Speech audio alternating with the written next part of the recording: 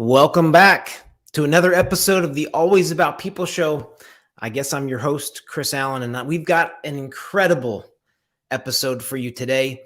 In many ways, you're going to think about this episode as a continuation of some of what we talked about in our last episode with Matt Hill. We got into a conversation about recruiting and the issues around how we attract and source talent in this environment.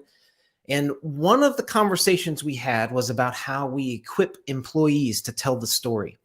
I wanted to dig a little bit further into that. And so I invited a great guest, a new friend of mine.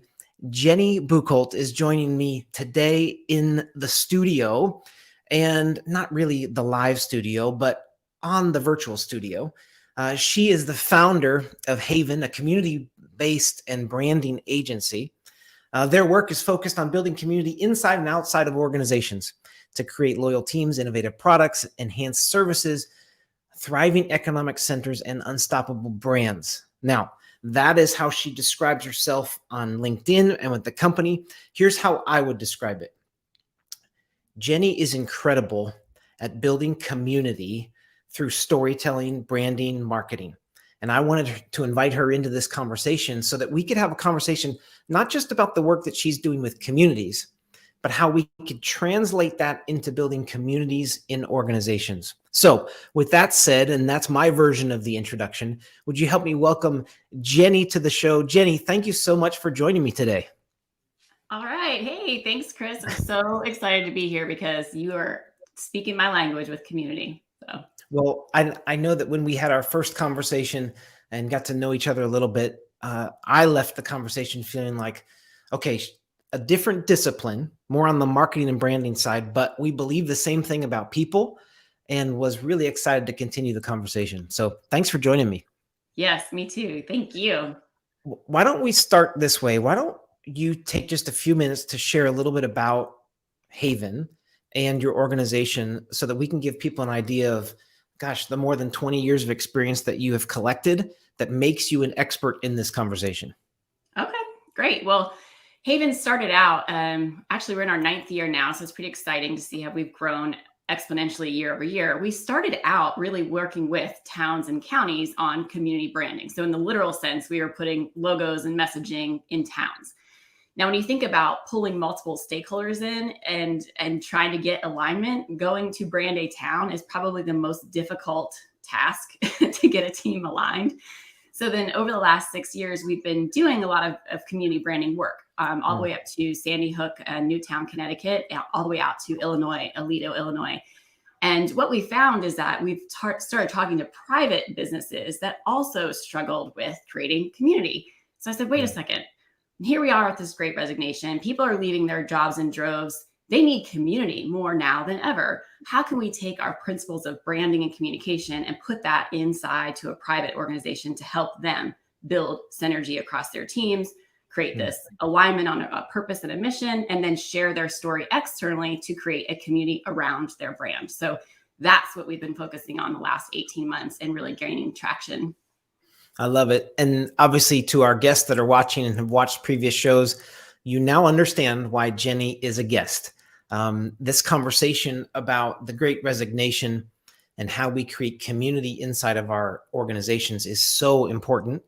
We know that McKinsey & Company just released a study back in September that said the 3 most important things to employees are that they're valued by their organization, valued by their manager, and they feel a sense of belonging.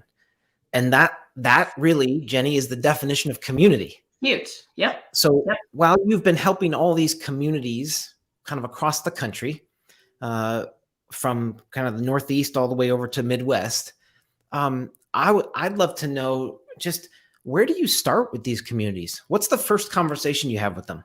Well, it's a great question. And truly, you think about, how do you get to a sense of belonging? Well, you want to find people who have a shared common vision, purpose, mission, what have you. How do you get to that? You've got to start talking. I think it was Brene Brown that had said once, it's hard to hate close up. And so as soon as we can get people having conversations, we can find the red thread, that connective tissue that joins them together. And I think that's what we've sort of noticed is our strength as an organization, is when So from purchasing or sales or accounting says a key word, we say, wait a second, we heard the same thing over there. Why don't you all talk about this? And then we kind of bring these teams together.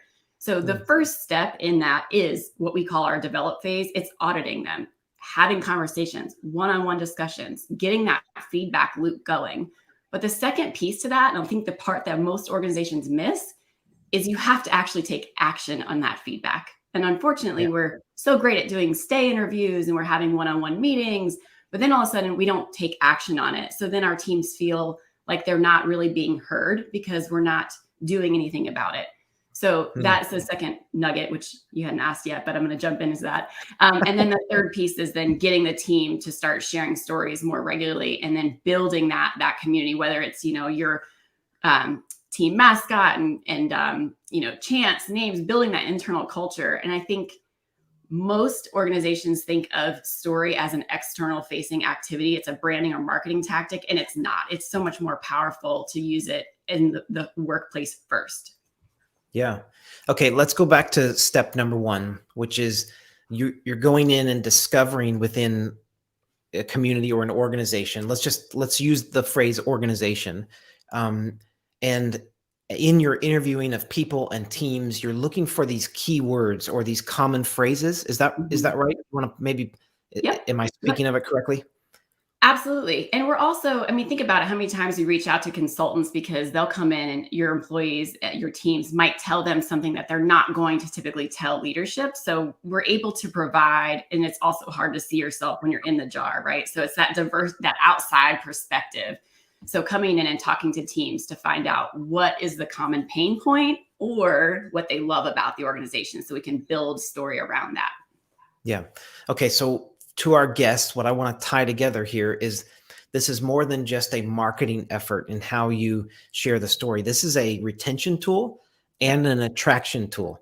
And so after we capture some of these common phrases or words, or maybe it's even values from within an organization or a team, we move on to step two. And that's where we're bringing everybody together. We're having this conversation and we're identifying this. What else would you say about your step two? So that in our mind is the design phase. And so that's where we come together and we start writing the actual narrative. So that's the part that people probably traditionally think of as branding and marketing. That's where we take all of these ideas and turn them into a statement or a phrase worth rallying around, worth aligning that team on this deeper vision. And then from there, perhaps a design aesthetic to it. So, it might be things on the wall. I really want to stress this. I don't believe values and vision should be something that you just print out and stick up on a wall. They're not living and breathing in your organization if you cannot tell a story around them. So what we try to do is bring those to life, bring them off the wall and have that be what is really motivating the team. And back to what you said earlier, it is such an attraction tool. When your organization can tell what the purpose is of that brand and why it exists, you're going to find like-minded individuals that are attracted to that same purpose, that legacy that they want to leave. And it's a very powerful recruiting tool. Okay, let's go back to actually the designing of some of these phrases.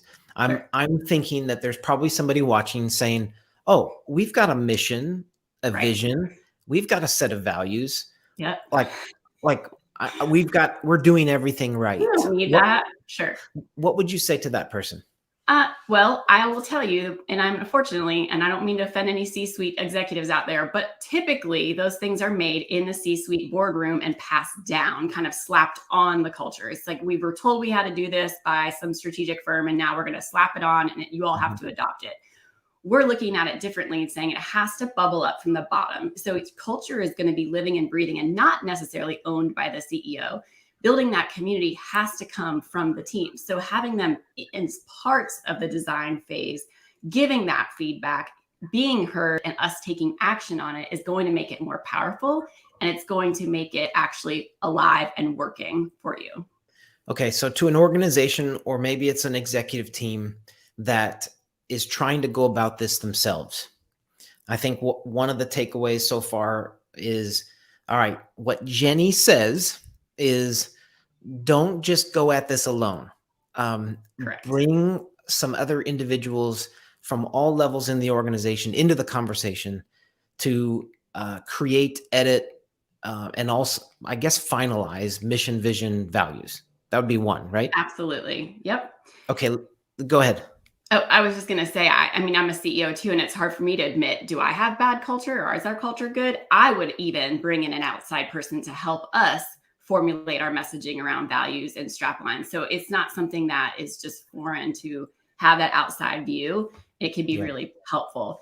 The third piece to that is once you're designing it, you want to deploy it. So another thing that I've seen people have hurdles and issues around is that they don't know how to actually then launch the campaign. They don't know how to keep it going. They don't have anyone that owns the process. So deploying it is a whole strategic 12 to 18 month structure of how are we going to share this message with our internal teams and how are we going to keep it alive after the consultant's gone. Who's going to own that? Who's going to make sure we're still communicating, and what does that look like, and how can we measure the success?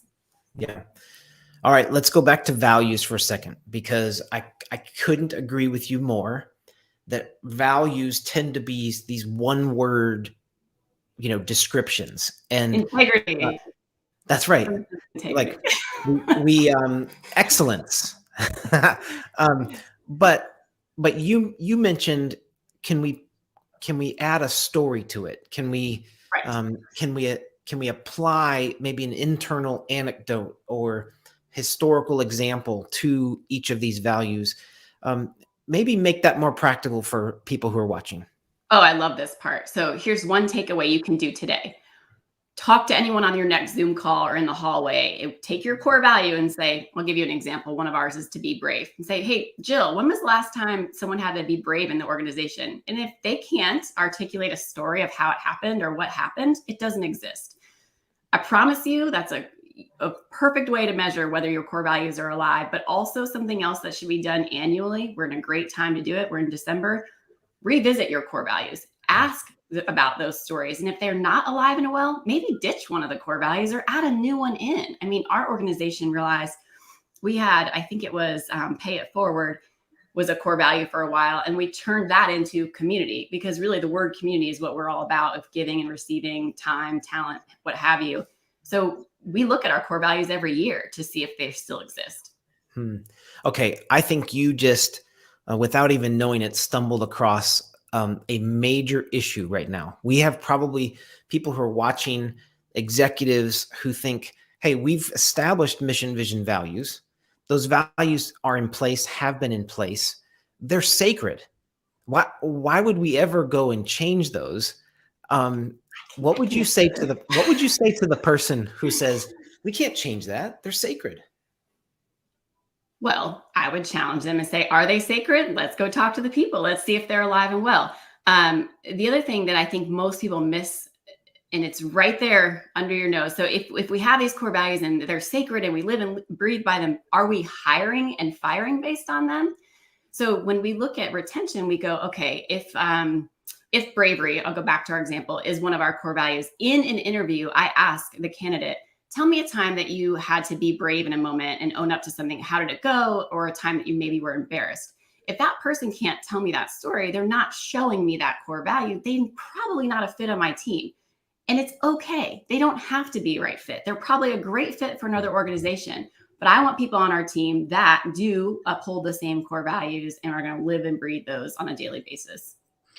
All right. You just touched on with also, you're just sharing knowledge. You touched on behavioral interviewing and this idea that in the interview, and this will just be a free tip today, in the interview, we don't want to be just asking these open-ended questions like, hey, so are you good?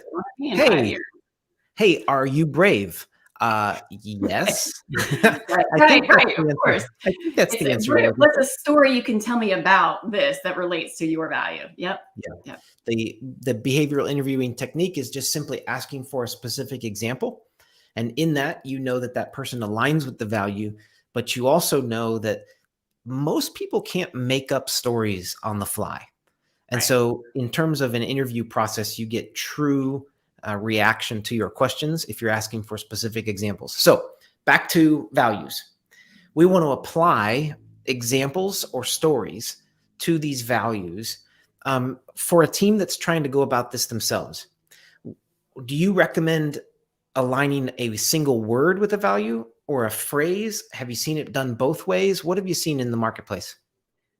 It's going to be unique to each organization, but I always have teams come together and start with what they value, because sometimes you might think your organization values something completely different. And when we brought our team together, we all started writing down words that were important to us. Fun came out, and I never would have picked have fun as a core value, but I realized it was already alive and well so much in our team that had to be part of the fiber of our organization. So for us, we have one word. Some organizations have a phrase. I think there's a really funny example. I think they're out of Australia. One of theirs is "don't bleep the customer." And that really, it says F and then blank. And they all know what that means. There's a whole phrase around it, but that's their core value. So you can get fun and playful with it. And I do believe that your values are a great way to bring your personality, your brand personality to life. So, okay, quick review. We've mentioned that getting teams together and people from all levels in the organization, interviewing, one-on-one conversations, finding out what's actually being talked about, and looking for these common phrases or common words, or maybe it's common behaviors that pop out, that can become some of the foundation for mission, vision, and values. One of the organizations that I work with, one of the phrases that popped out, and Jeni, to be honest with you, I didn't even really know what I was doing, but some of this I've stumbled upon. One of the phrases that popped out was "be a superhero to the client." And so we created a value out of that, and everybody understands this concept of what it means to be a superhero.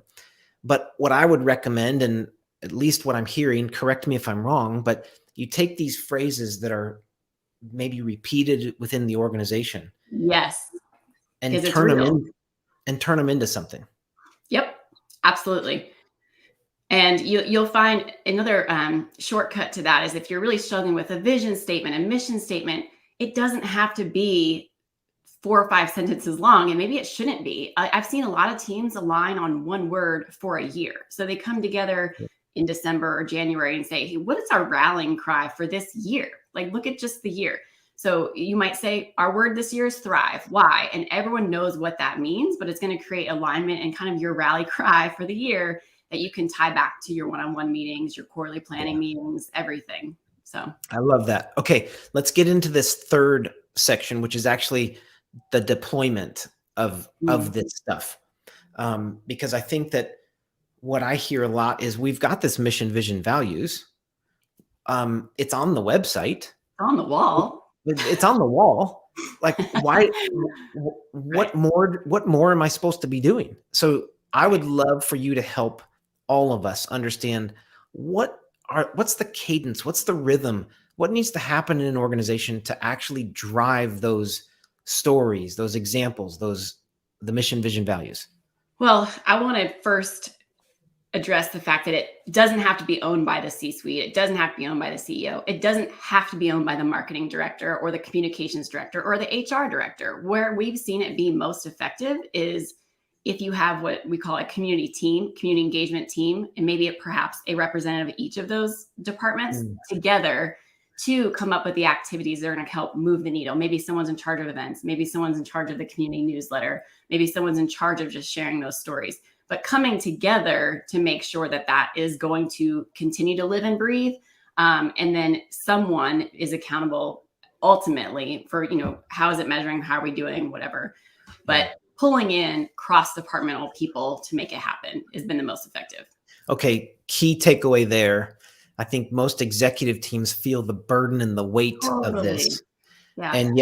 And yet what I've seen, and you just said it, is like there are other individuals within the organization who might be even more passionate about this initiative and could own it, take it, carry it further or farther. And we need to engage them. Absolutely. And how do we know? We have to ask them. So what we practice radical candor, right? In our one-on-one saying, is there a characteristic that you have or a talent that you have that we're not currently utilizing in our company? That's where you get those great gold nuggets. You go, oh, you love events? Oh, wait, you love making posters and whatever. Great. How can we use that to bring this culture and community alive? All right, repeat that again because that was so key. In a one-on-one, practicing radical candor, what was the question that you asked individuals? What talent do you have that we are currently not utilizing in the organization?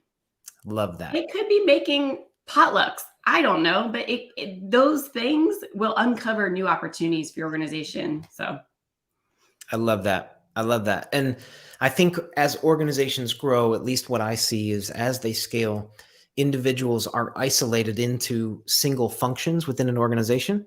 But mhm. but in an entrepreneurial startup like both of us are working within, people are utility players. They do a lot of things. Yep. And so what I would say that coming out of this is, hey, one way to get this story and the language through the community is to engage people beyond what they just do every day. Like find Yes. out what talents they have. Yes. People come to work. They're not just robots, right? We're human beings, not human doings. We've all heard that. And I think it's really important, Chris, for us to share that community is different than culture. In my mind, company culture are tactics of vision, mission, values. Community is when those things are actually brought to life and living and breathing. That's off the wall. Hmm. So that is the difference in my mind. Okay, let's talk about some cool practical examples of how organizations or communities that you've worked with have actually gotten the stories, the language out into the public, but also internally. What are some practical ways that organizations can do that? To get them internally and out. Let's start internally and then let's go externally.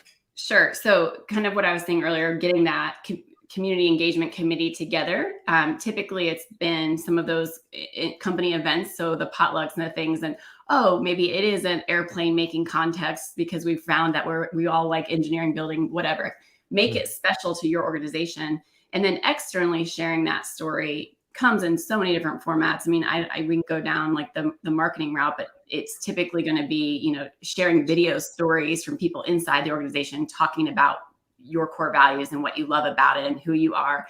I always use back to Haven as an example. We call ourselves Mavens. So we did a video on just what it means to be a Maven. Some really great content came out of that organically that has now become an attractor for us to recruit talent. So Yeah. Okay. I think that you have now covered this sort of final conversation that I want to have is like, how does this translate into talent attraction and retention?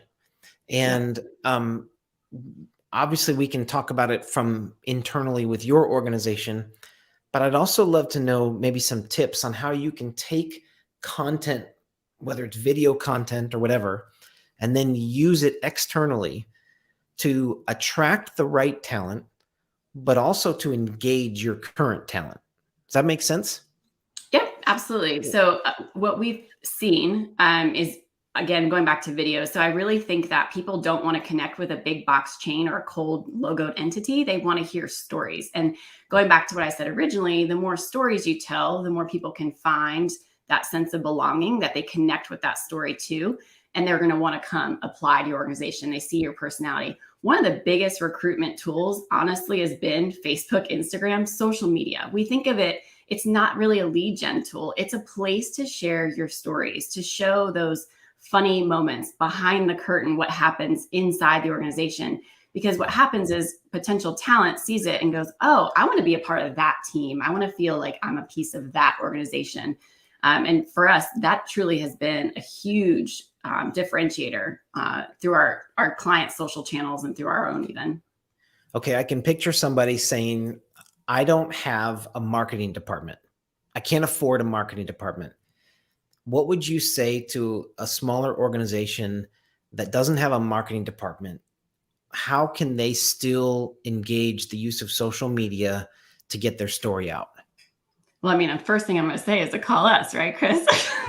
Go for it. If you don't have a marketing department, that's perfect because we're an extension of a marketing team. I mean, that's what we do. But even just at a small level, I think we get so hung up on having it perfect. It has to have the most produced video. It has to be the best podcast. It has to be the best this. No, it doesn't. Just create content, get it out of your own way and get out there and start sharing. So even if you don't have a marketing department, if you really know your story and what you're passionate about, start sharing clips here and there as you're going into a meeting or as you're going into sharing it externally. Share those stories. They don't have to be so polished and perfect, because it makes you more authentic and vulnerable and real to your potential candidates. Yes. Awesome. So I want to tie a couple pieces together. The first thing is, for people who are out there passively looking for organizations that are doing cool things, they're going to stumble across the stories that are being told about your organization. They're going to stumble across some of the unedited pieces that are out on Facebook, Instagram, LinkedIn, whatever. And that's going to be their perception of your organization. Absolutely. Yeah. And that's also could be a detriment if you're laying off 900 people, maybe over a Zoom link, those kind of things. Ooh, that hurts. Sorry, but that's obviously a detractor, right? And so think about how your story is being told in all these different ways and how it could be perceived to a potential candidate, for sure. Absolutely. And so all of these people are out there potentially searching, and they're seeing these stories that are aligned with the values of your organization. Mm-hmm. Now, one of the things that I'm passionate about also is, if I am bold about the stories that I'm telling, I'm not only attracting the right people, but I'm actually repelling the wrong people. Yes, which can be even more important sometimes. Also, going to backtrack for a second, a lot of times with CEOs, maybe even COs, we want to know, how does all this community stuff actually affect my bottom line? If you can reduce your turnover, much as 28, 30%, even higher right now, because you invested in your people and you got them talking, not only are you going to have that retention, your teams are talking. So they're going to work on problems, maybe create better, more innovative products. They're going to actually be better service to your customers, and then you're going to create more customers around your brand, attracting them to, like what you just said, to what you're all about. So it's a pebble in a pond that has a huge ripple effect. I love it. Okay, so we've covered a lot of ground, but to an executive who says, how much is too much? Meaning, I feel like I've told the story. We've reinforced mission, vision, values. What would you say to the person who's asking the question, like, at what point does this become noise? Well, I think we might think that we've told our values or we have this vision mission, but I would challenge every organization right now, after what we've been through with 2020, to revisit all of that. Does it still matter? I mean, look at how we're working today. We're remote, most of us, and we need to rethink how we're engaging our employees and how we're talking to them and what really is valuable in the organization. So what might have been that got us there isn't going to be what gets us to the next stage. So rethinking all of that. Well, I don't know if I can think of a better way to finish this conversation than what you just said, which is what got us here isn't going to get us there. And so be willing to adapt, be willing to change, be willing to try some new things, be willing to repeat those messages, even though you feel like you've said them before. Be willing to reevaluate on an annual basis. Do we have the right values in place?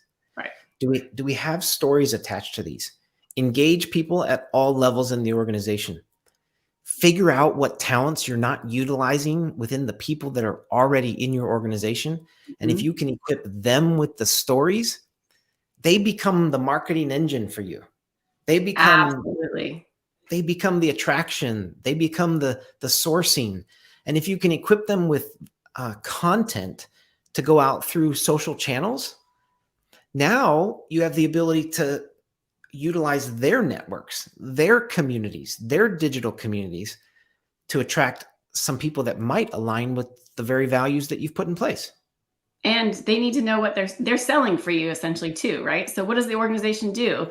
Everyone in your company should be able to say what you do and make sure it's the same or similar in their own words. So yeah, it's huge. Okay, so as we finish the conversation today, if I had a couple main takeaways from our session today, what do you want people to leave this conversation either remembering or going and doing within the context of their own community? Talk to your people. I think that's the biggest, the first phase that we talked about, the develop. I think talking is so, so important, but also do something with it. Don't just have those one-on-ones and then it's dropped and that's the end of it. And we did a survey. We do a survey every year and then it's gone. Talk to them and take action. Well, with that, I think it's a wrap. And this is the Always About People show. So the fact that Jeni just said, talk to your people, it seems to apply. And so again, I just want to say thank you for joining us for another episode of the Always About People show. Thank you, Jeni, for joining us and sharing your wisdom. Haven Creative, if you need help establishing mission, vision, reassessing your values, you now know who to call. She's incredible. She's helping communities all over the country do the same thing. I think she could help build community in your organization. For those of you who are joining us, I want to remind you, we're streaming live on all the major platforms. By the way, Jeni, this is just a form of getting more content out. But LinkedIn, YouTube, Facebook, we want you to subscribe, like, set yourself up for notifications so that you can see next shows. But thank you for joining us for this very important conversation. We'll see you next time on a future episode of the Always About People show. Thanks again, Jeni. Thank you so much.